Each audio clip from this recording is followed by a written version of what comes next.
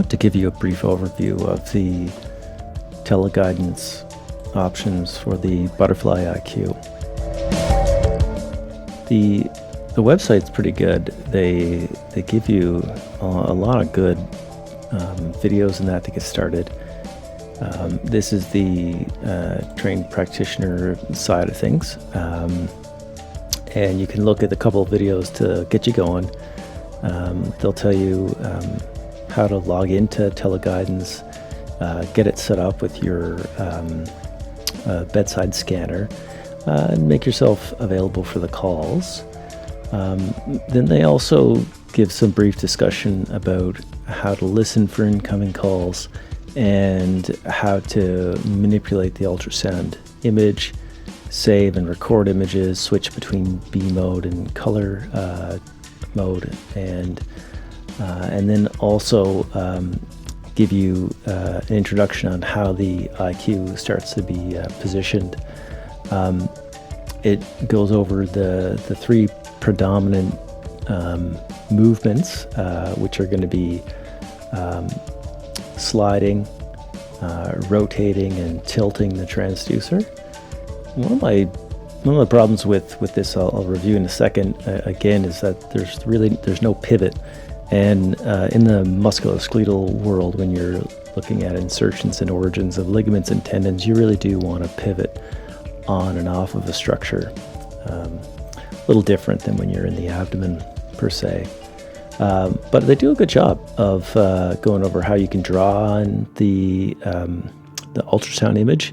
You can also draw on the screen with the patient on it. You can draw on the ultrasound scanner itself, and I found that that's also very helpful to help guide the learner on how to move the transducer.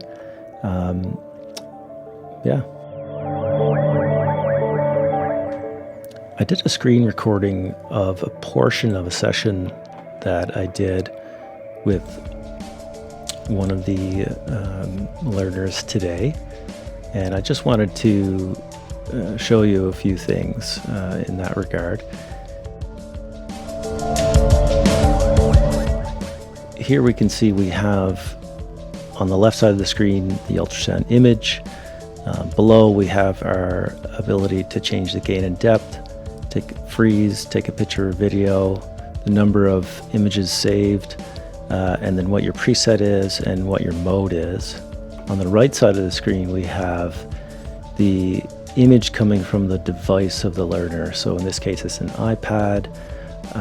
We have the augmented reality portion of the Butterfly IQ, which gives you the reference to the logo on the left side of the screen up here, and that correlates with this. And then we have our ability to send commands and instructions to the learner: slide, rotate, and tilt. Again, it'd be nice to have a pivot here, because for instance, if we wanted to pivot on the distal portion of the transducer here and say rotate it counterclockwise, I guess there's ways you can get around it. You can send them a rotate command, but tell them that the point of rotation is on the distal aspect or on the blue side. I'm still trying to figure that out myself. So the other neat thing is you can draw on the tendon itself, the images itself, and the drawings disappear. They just fade away after a few minutes. Here I am sending some commands, and you can see that there's really no delay between the transducer and the image coming through here. We scanned for like 2 hours and managed to have everything go over well. The transducer started to overheat at about 2 hours, or 2.5 hours, in doing mostly B mode scanning. Again, no cardiac scanning, which is going to be very or very intense on the ultrasound transducer.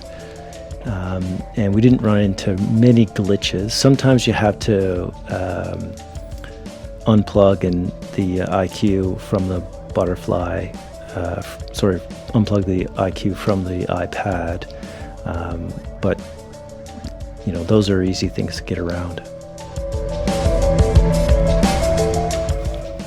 The real problem that I did encounter was the poor accuracy of the drawing. As you can see here in this example, the still image on the right side shows me circling a tendon, and on the left side the video shows where the learner is actually seeing this tendon come into view on the screen. Clearly it's off about 5 millimeters or so, and this was consistent regardless of if we moved the transducer around, restarted the system, or did anything for that matter. So I'll have to bring this one up to Butterfly and we can problem solve through it.